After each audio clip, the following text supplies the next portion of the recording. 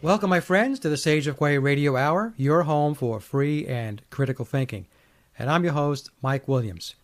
Tonight, we will continue our focus on holistic healing and spirituality.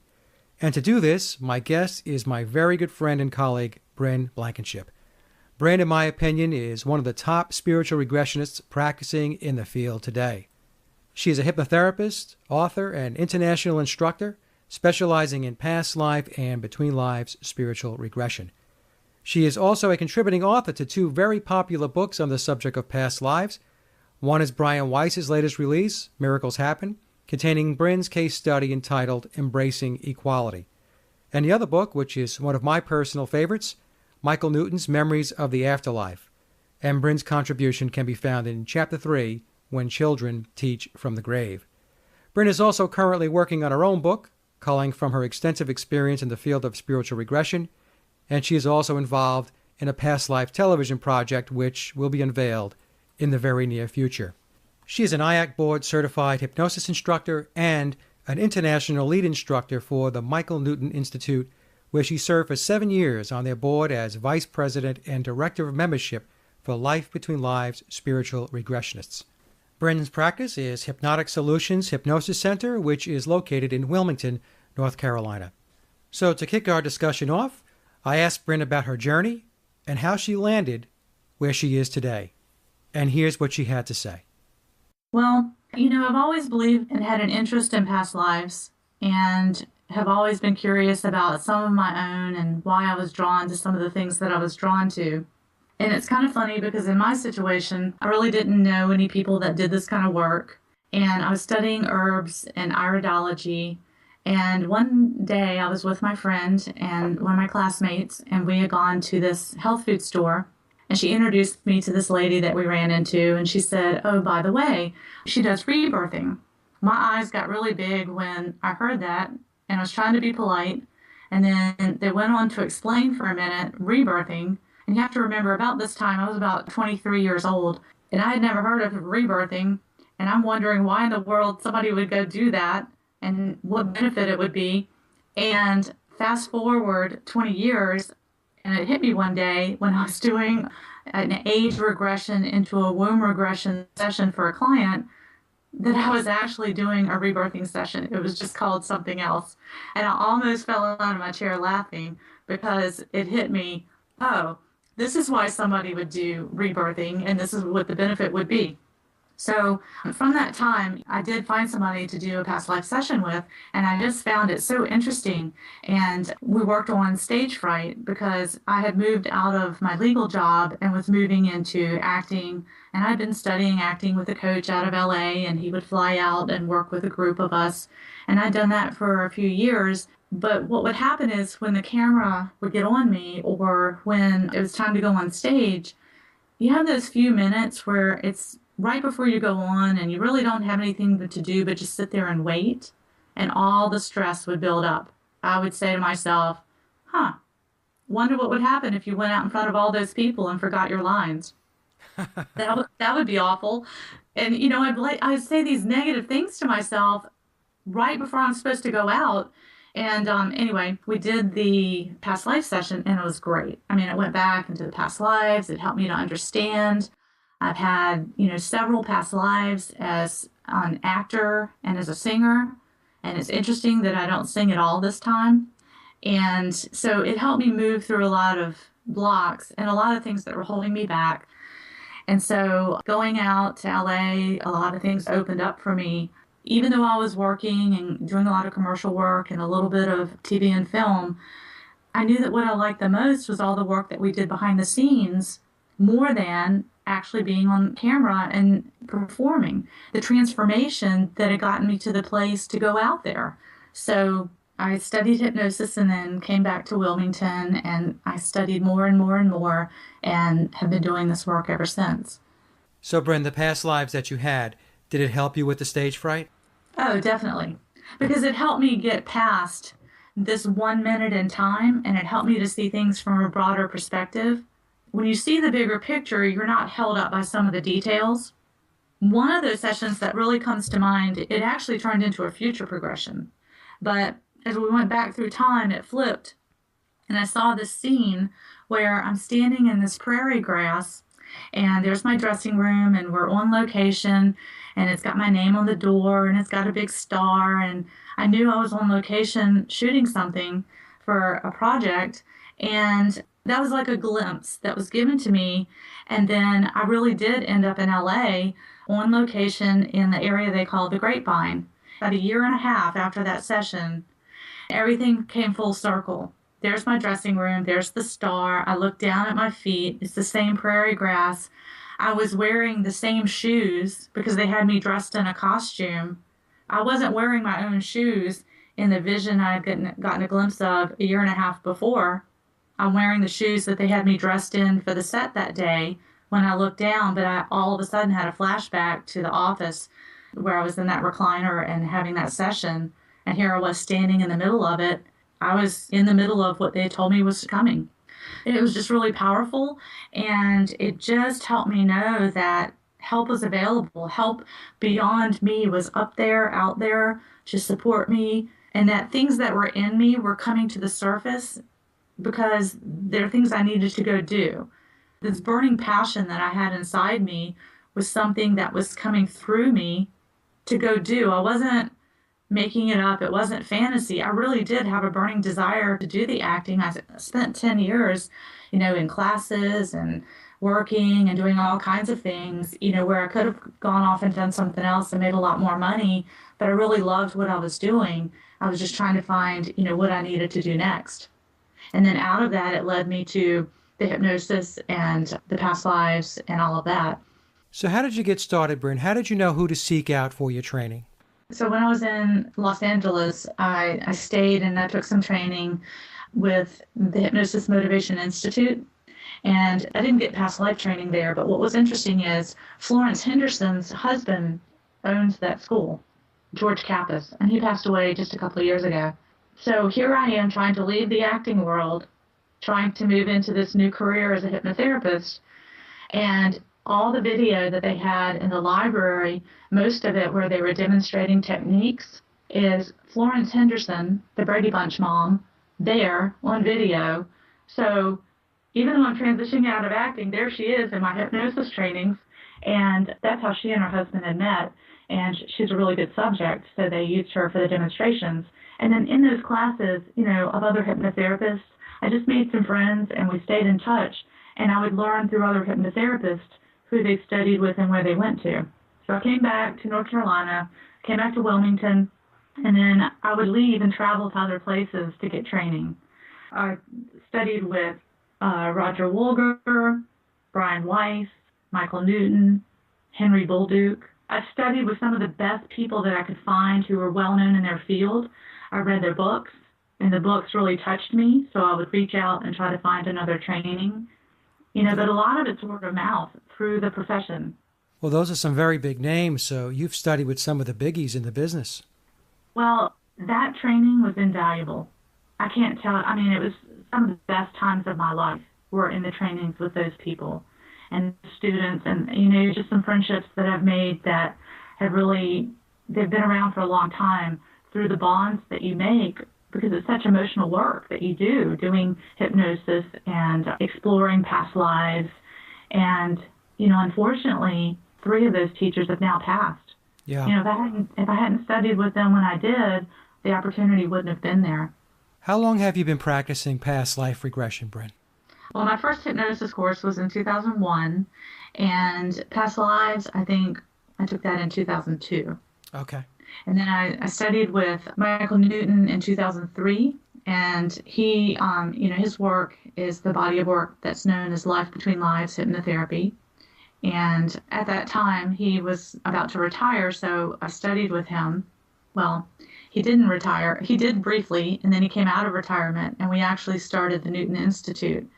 And I was a board member there for 7 years. I was one of the original board members for the Newton Institute, and it's a body of hypnotherapists that do the spiritual regression, life between lives, which, it's just a step beyond the past life session, which I'm sure we're going to talk more about past lives and the difference between that and a life between lives session. Yeah, so you've been at it now for over a decade then. Yeah. Well, I also studied with Brian Weiss, and through that, I have some a case study in one of his books as well. I've been very fortunate with the teachers that I've had the opportunity to study with. So, Bryn, when clients come in to come see you to do a past life session, Hmm. as an example, why do clients seek a PLR? Oh, okay. Well, a lot of times they're curious. I would say curious about their past lives, curious about who they've been before, or some of the things that interest them. In other cases, it's people, places, and things that they're repelled by or have no desire to be near. Sometimes it's for spiritual exploration.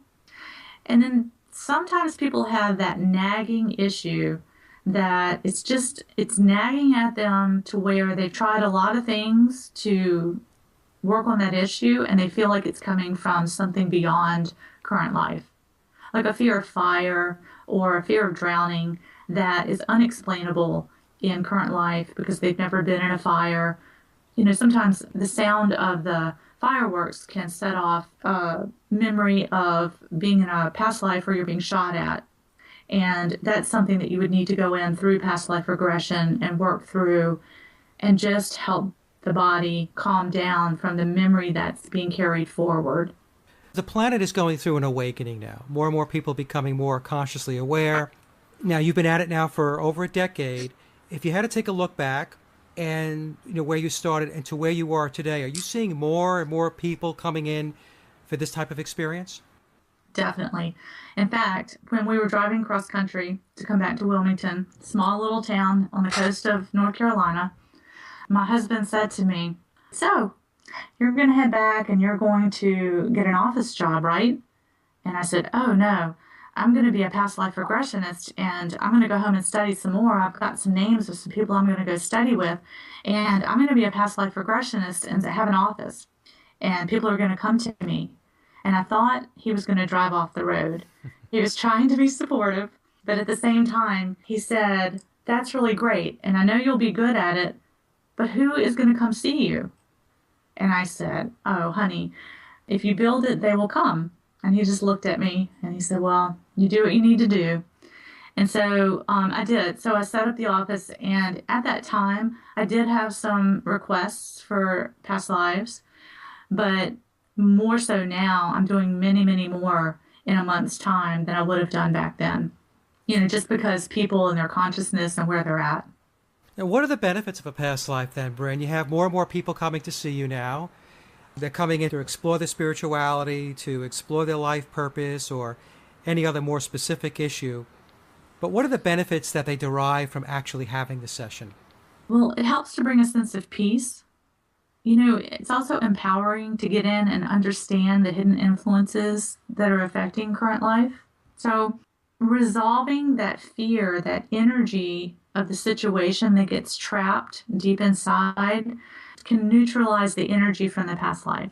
It can also bring understanding with relationships, and it can just bring it to a place where you have a more understanding from a different perspective, a higher perspective, instead of just the tiny little piece of it that you're getting now, if that makes sense. Yeah, so they get the bigger picture is what you're saying. Yes. So it sounds like, Bryn, when a client comes in to see you regarding their issue, that the past life experience puts their issue or whatever challenges that they are struggling with within a different context, looking through a different lens, if you will, meaning that these issues, because they're part of a soul's development, is part of a higher order of learning. I mean, would that be a fair statement? Yes. And it just puts things in, it helps things to settle down into proper perspective. Mm-hmm. Because, having this fear of fire and not knowing why, or a fear of someone that you love dying and not understanding why, but then going into a past life and learning that they were killed, someone broke into their home and, killed them out of anger or something. It just helps them to understand that that came from another place and not from now. So I'm thinking of a session that I had with a client. He had like a trading post out in the woods somewhere way back in the 1700s, 1800s, something like that. And he and his partner had built a really great business, and trackers and all kinds of people passing through would stop through there to get supplies and to trade furs and all of this. And it was in a mountainous area in the US. And so what happened was the authorities came in and wanted to take that land, and he wouldn't give them the land. So they took it anyway, burned the building down, killed his partner, and he was left with nothing. And so through that past life, he just understood a lot about relationships, about transitions in life with business and that sort of thing. And some of those same people are in his life today. However, it's a different scenario because this time something inside him had given him the red flag to make choices that prevented that same thing from happening again. So we're actually doing the past life with that person after these business transactions in his current life, yet he didn't make the same mistake twice, is what came through the past life session. And it also helped him to see how he had grown, and he's with that person again. He's with that same partner currently. So, despite everything, they got to be back together. And it was also an accident. His partner was not supposed to be in the building. They didn't know that she was in there when they burned it. They were just trying to scare him and take his property away. Do you ever have situations where the past life doesn't have a correlation to the current life, or is it always connected? It's always connected. It's just not maybe the way that they thought. Sometimes you might have a dream and you might get little glimpses of something. So when they go into the past life, they might say, oh, I've had a dream that just reminded me of being on the same highway or on the same ship or the same boat. And then other times they might be totally surprised that it went into the past life that it went into, but all the events and the players tie into current life events somehow. It's just, you have to let that past life unfold and find out what's being presented. Sometimes you don't know until the very end of the session why it went to this past life. Do clients ask you to go back to a specific past life, or is it one of these things where they're taken back by spirit? In other words, the guides and teachers are the arbiter. Well, that's a great question. It could be that a client says, I just have a feeling that I've had a past life back in Europe. Can you take me there? But often what happens is we take it back, we guide it to a past life that's significant to an issue that the client is presenting, that they're saying they're experiencing at this time. And then there are those clients, if they're just curious, I'll just guide them back to a past life that would be important for us to explore today. I think there's a misconception out there that people go back, they're famous people. Yes. Is that what you find, or do you find they go back into very ordinary types of lives? I have had people go back to past lives where they were famous and they were known people, but you have to remember that those people that were famous back then, if they were a king or a queen, they still had a soul, and that soul is back on the planet now. But the majority of people go back to normal past lives, normal existence. In fact, most clients are really excited after the session that they got to explore the past life that they got. Every once in a while, you'll get that client that goes back to a mundane past life, and they're like, why did I have to go explore that one? Or sometimes it will be a really dreary past life with a lot of work, a lot of hard work just to prepare a meal. And they'll say, can we please move on to another past life, a different one? But there's a reason Spirit took them to that life. There's something that they needed to explore that they need to know that will help them now. That's an interesting point, though. Let me just stick on that for a second. So if a client says, gee, this is really boring, could I go to another life? Do you take them to another life? Or no, you're in this past life, so we have to stay and we have to play this out? I have them stay there. Okay. It may seem boring, but there's something important for them to know. Now, sometimes clients that have had pretty chaotic current lives have been shown past lives that were mundane, just to let them know that all of their past lives haven't been this difficult. Okay. And sometimes it's the mundane past lives that let them know that they did have a life that was a little slower, where it could be more chaotic or hectic. Or if your life was one where you kept your cottage clean and you made soup and you sat on the porch and whittled. Sometimes I've had a few like that, that clients have been guided to those lives just to remind them to slow down in current life where they're traveling for their jobs or for their families, or, they lead these busy, busy lives. I did have one client that went to several past lives that seemed pretty tame, pretty mundane. There were three that I'm thinking of, and the connection was to remind that person to go back into nature. So now, to connect, they have to go and sit in the woods on a hilltop or in the woods and just feel the earth, to reconnect their body to the earth, because that's what they did back then when they could take a day and just sit on their porch. Their lives were much slower, but they were so happy, such happy past lives. And sometimes people need to be reminded how to bring that happiness and joy back in. So at first it might seem boring, but I'm thinking back to I have a session, one of my cases is in Flipside with Rich Martini's book. And I'm thinking that was the session where she went back to Russia. And at first she was like, that's really boring life. And I was thinking it was so beautiful. It was Russia and she's describing such beautiful things. But she thought it was so boring. But it's such a great story. It's very different from her life now in New York City. Well, the important thing is they make the connection and they get the lesson from the experience. And how quickly, Bryn, do the clients get that realization of that experience? In other words, when they begin to connect the dots, is it hours later, a week later, months later, or is it longer?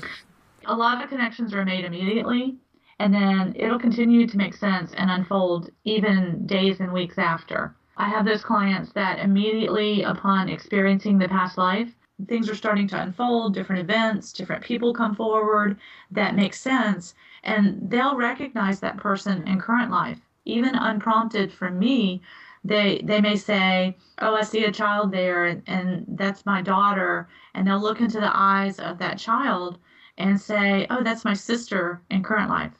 Or I may have the scene fill in, and then I might ask, do you recognize that person in another way? I try to leave it vague, but open enough. And often they'll say, yes, that's so-and-so in my current life.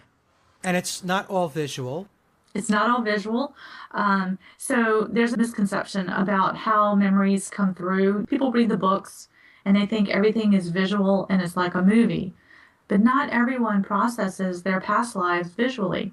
Sometimes it comes through kinesthetically, and that's with feeling. So they'll feel it. They'll just know the answers. Now, they're giving great descriptions, but it's not something they're actually visually seeing in front of them, but they're describing the whole scene.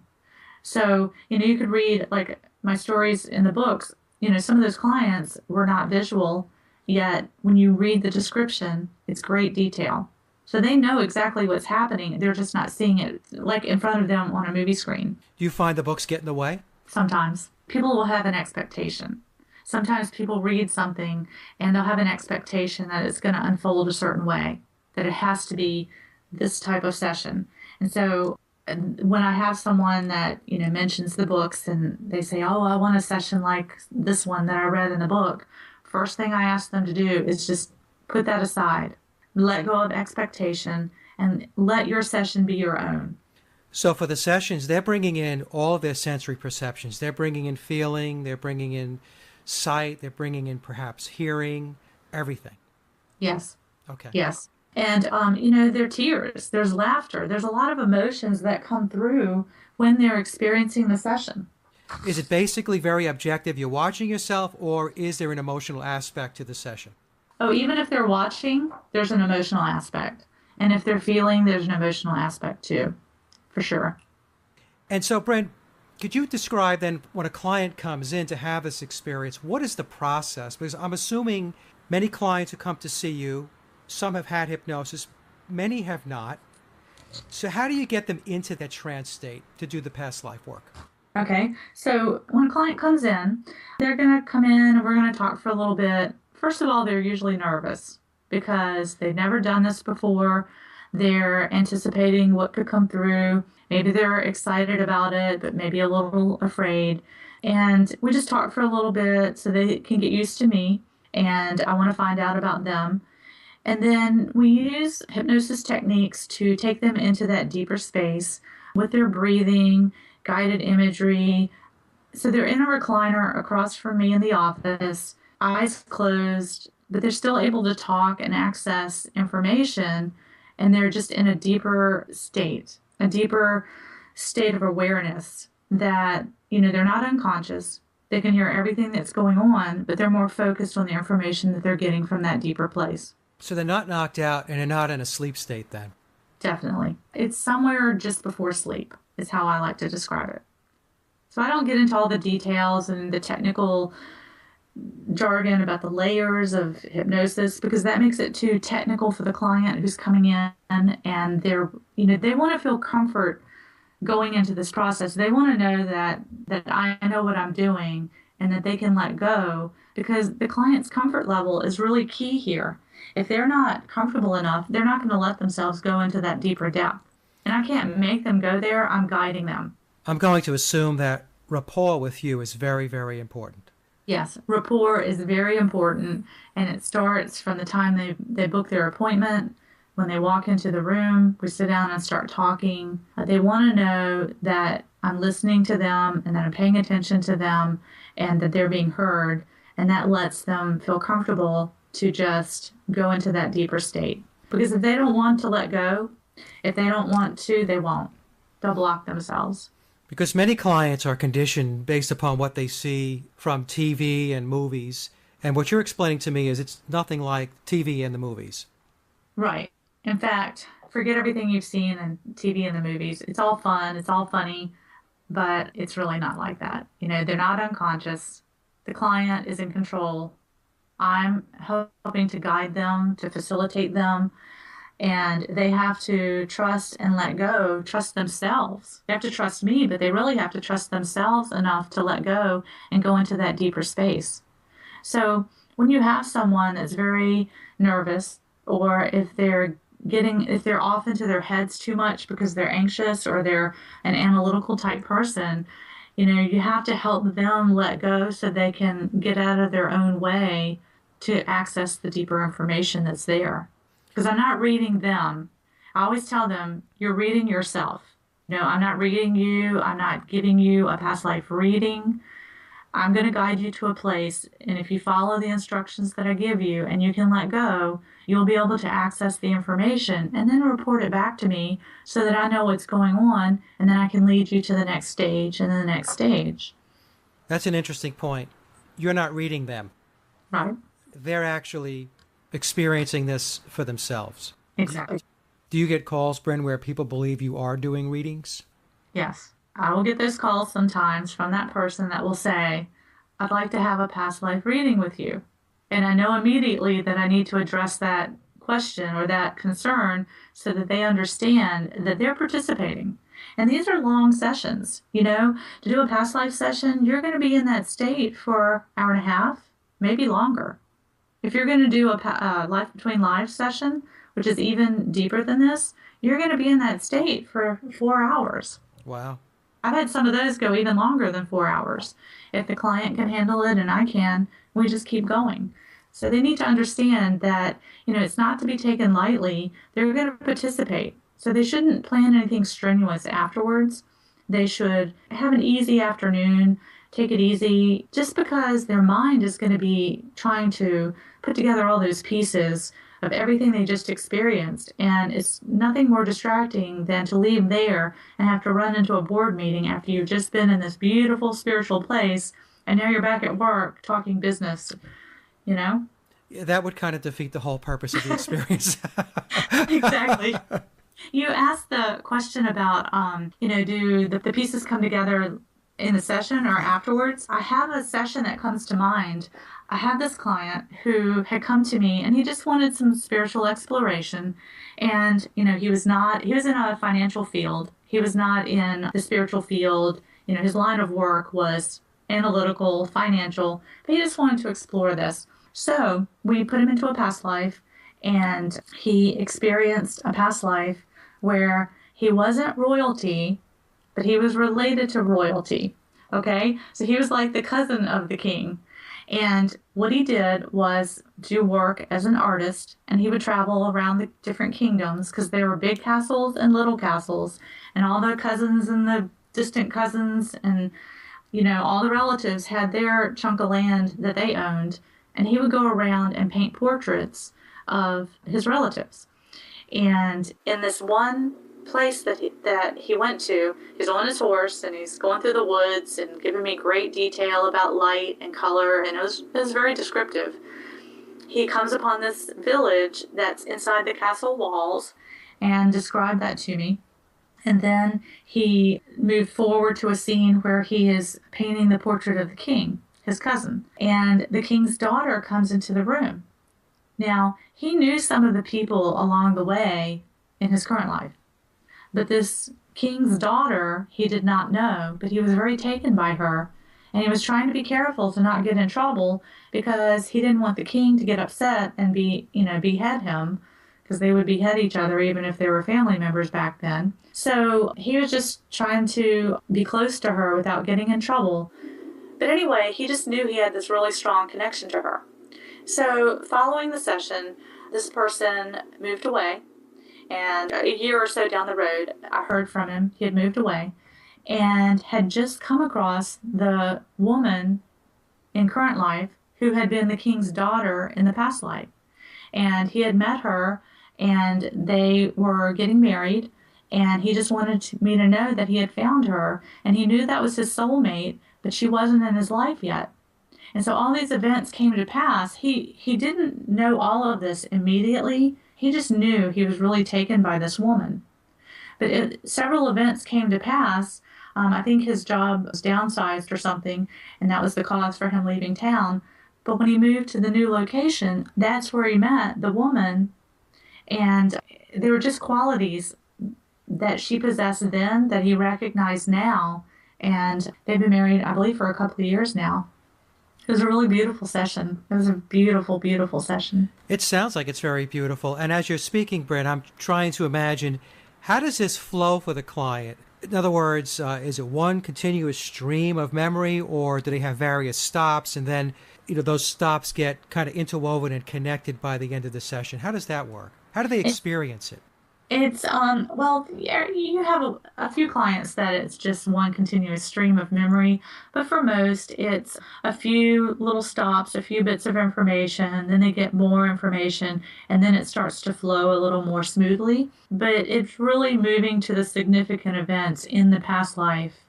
And, when you get into that scene, it explains why, and then moving forward to the next significant event to find out more. Then by the end of the life, the client, is on their deathbed, or maybe, events are leading them there. They can gather more information about their life that maybe we didn't make a stop there, but they have information that makes it make sense because, they've already lived past that moment and are at the end. How about the details, Bryn? Sometimes we read these books, and these books will say people can read street signs, they know their telephone number, they can read license plate numbers.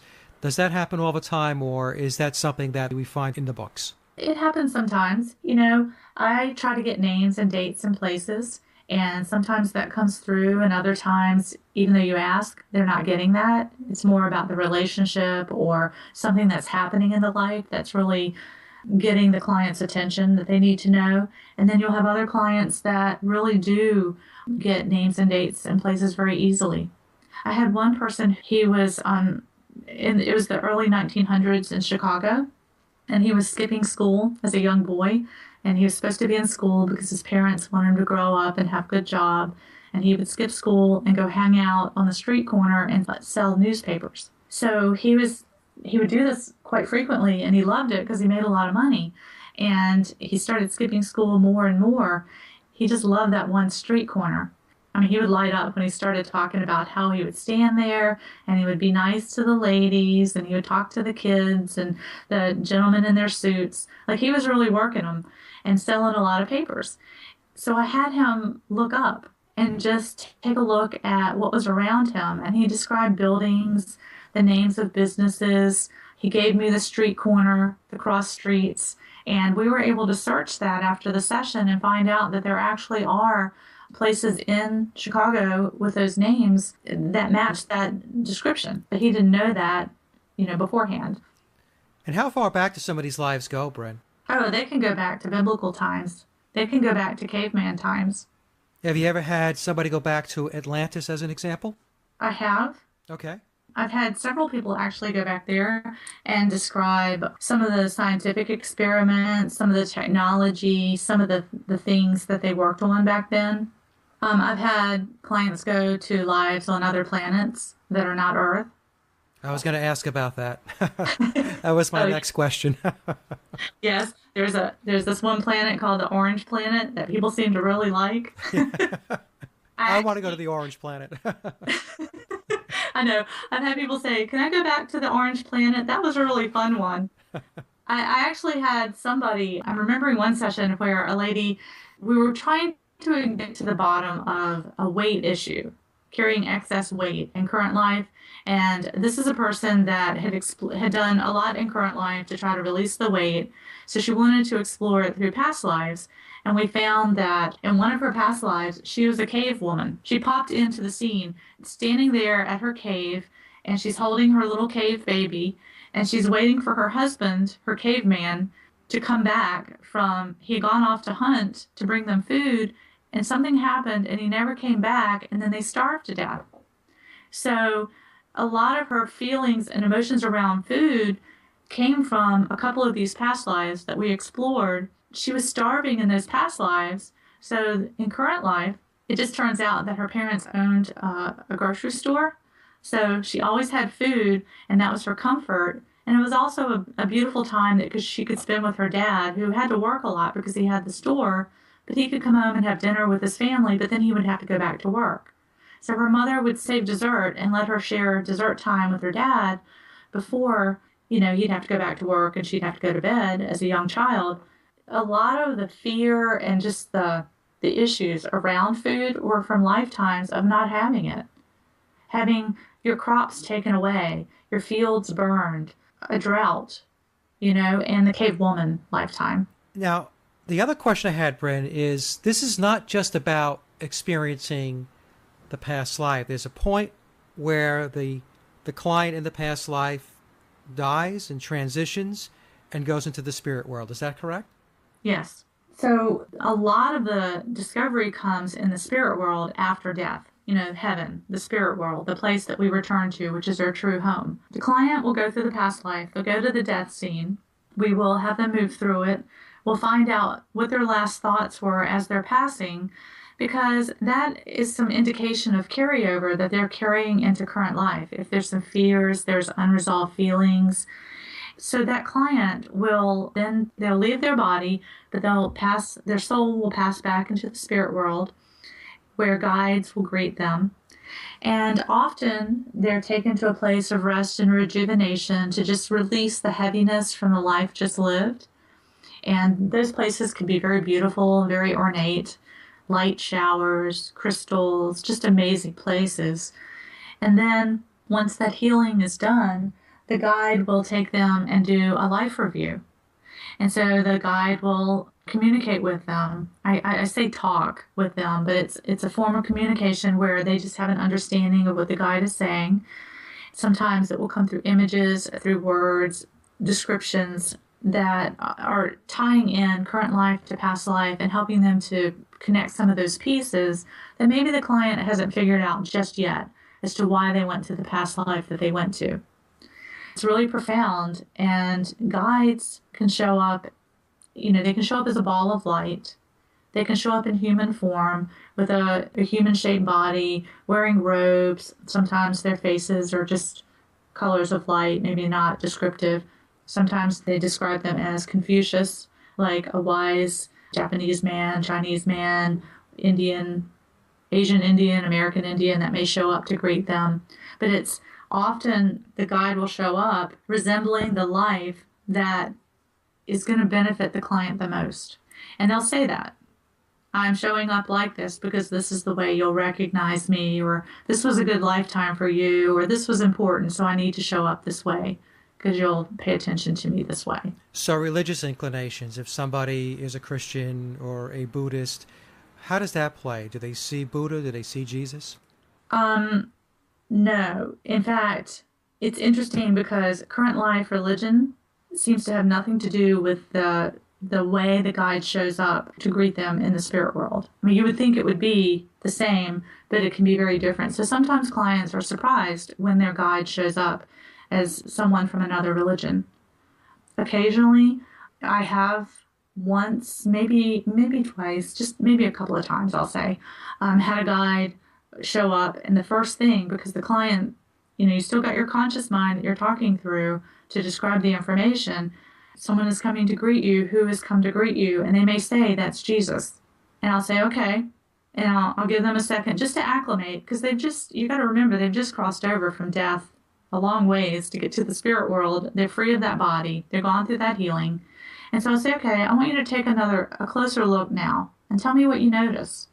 And that's when they'll usually start smiling, and the guide has started to peel off the costume of Jesus, and now they're showing up as a ball of light energy, often is how they'll come through. And it was just that the client needed to feel comfortable to make the connection for what was coming next. So it sounds like the soul has to make a transition. It's not like the light switches on, the light switches off when it leaves the body. In other words, you do carry a bit of that life with you as you're making that transition from that death scene, as you're making your way into the spirit world and meeting up with your guide. Yes. In fact, you've described it perfectly. And it's like, if you're playing in a play, we're going to use the acting analogy. So you're in a play and you've just played that role and you're coming off stage, and now you got to take off your stage makeup. You got to take off that costume because you got to go down the street because you're going to go home and play mom, be mom at your house. Well, that's going to be different clothes that you're going to wear to go do that. Well, it's like you live this life, and then as you're moving through the death scene and the soul is making its way home, it's got to release a lot of that costume that it wore in that life, because now it's soul energy. It's back home and it has access to all that a soul is in that space.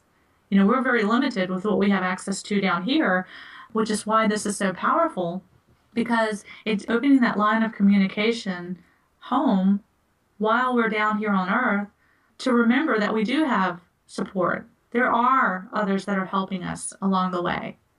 And we forget that while we're here, but through past lives, through life between lives, you can access that soul level energy and that soul information that gives you access to many, many, many of your lives and who you are.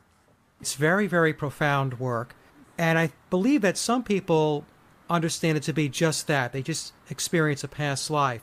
They're not understanding that, no, there's part two of it, which is you transition into the spirit world, and now you're having this experience and these memories with your guide in the spirit world, which is unbelievable. It's very, very profound. Yes, and our guides, you're right, and it's more than one layer to this. It's not one dimensional. It's not that you just go, oh, yeah, I had a past life and it's done. You get to explore the past life. You explore all that is important for you to explore about that past life, and then you go to the between, to where our guides and our helpers, our teachers that guide us while we're here, they're there, and we have a more direct line of communication to find out more and explore more. I mean, it's very profound. It's intense, and it brings up such emotion, because these are the beings that have helped us to plan to come here, and we're reconnecting, we're reuniting with them there, and they're happy to see us, and we're happy to see them. I mean, we know who they are. We know who they are, and they know us. They know us at our deepest levels. They know us like no one else knows us. Now, what happens, Bryn, once the client emerges from the session? What's a typical reaction? Once they're coming out of it, the first thing most people say is, wow. And they're just, their eyes are distant. They're sitting up, their eyes are open. I'm putting on some dim lights to just help them get acclimated before I turn on a brighter light. But their eyes are still far away, and they're coming back into this body, into this room. And one of the first things I like to ask them is, so how long do you think it's been? And they'll say, well, I don't know. I said, well, do you think it was a long time or a short time? And they'll say 20 minutes. Mm. And that's when I like to say, well, it's been 2 hours. Or did you know it's been an hour and a half? They're really surprised by that. And the reason for this is that when they're in that state, everything is in the moment. And then more moments of being in the moment. And so they're experiencing so much because in that time, when everything's flowing through the session, they're in now time. Everything's in current time and they're flowing. So they're in the past life, but they're experiencing it as now and they're remembering all of it. So they don't realize that so much time has passed as they're remembering all of this. It's memories that are right there that if we talk about it when they're coming out of the session, they have easy recall to all that. But they're mostly, I would say the single biggest surprise is that they were under for so long and that so much time has passed. Did they ever ask you, was that real? Oh, yes. Sometimes they might ask if that's real. And I'm never going to try to convince someone whether it was real or not. It's their experience. It's up to them. But sometimes they'll say, that was really wild. It almost felt like I was making it up. So I'll ask them to close their eyes and to point to the part of their head, their brain, where they experienced the memory in the past life. And they'll show me. And then I'll ask them if they've ever been to somewhere like Alaska, or I'll try to pick an obscure place and see if they've ever been there. And if they say no, then I'll ask them to create a memory of being in Alaska, in a cafe in Alaska. Now I want you to describe that to me and give me the details. And they can't. They can't. They can't get the detail. That's where it helps them to see also that they're using a different part of their mind, a different part of their brain than what they use to create a memory. It seems like the memories that they're trying to create, like the memory of Alaska, seems to come from the front of the brain where their conscious mind is trying to create it. And these other memories from the past life and the between lives tend to come from deep within the brain. Well, this is just fascinating work, Bryn, and you're going to come back and do part 2 of this discussion in this interview, and we're going to talk about life between lives. But what I'd like to do now, because we are running short on time, is if you can just give our listeners some information on how to contact you, your website, your phone number, and all that. Oh, sure. And thank you for having me on, and thank you for having me back on. You're very welcome. So you can reach me. My website is Blankinship.com, BrynBlankinship.com. And I teach hypnosis, I teach past lives, I teach life between lives hypnosis through the Newton Institute, and I also do private sessions in my office in Wilmington. But they are by appointment, so you'd need to have an appointment before you show up to get one. And you have a couple of books? Yes, I'm in Brian Weiss's latest book, which is Miracles Happen. And I have a chapter in there that's titled Embracing Equality, and that's my past life session. And then I have a chapter in Rich Martini's Flip Side. And then I have chapter 3 in Michael Newton's Memories of the Afterlife, When Children Teach from the Grave. I'm also working on a book of my own through my session work. It's generated some pretty interesting sessions. And we're also in production for a TV pilot. And I'm not going to give away the title at this point.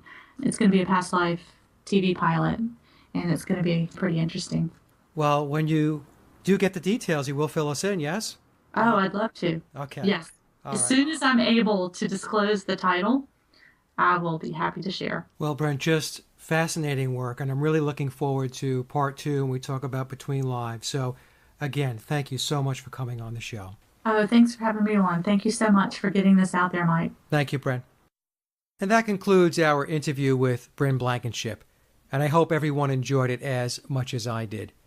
And I want to thank everyone, as always, for listening, and thank you for your support in visiting the blog, sageofquay.com. And please check out my album, Leaving Dystopia, at laboroflovemusic.com. And remember, live in truth and always serve creation. It's really that simple.